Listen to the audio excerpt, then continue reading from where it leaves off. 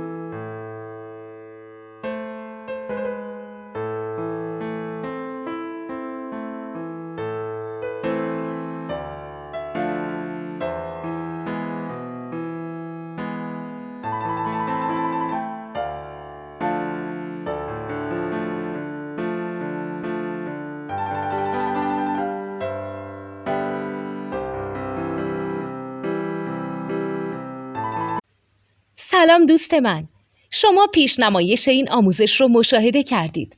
برای دیدن آموزش به صورت کامل میتونید به وبسایت نوت2 که مرجع آموزش موسیقی هست مراجعه کنید.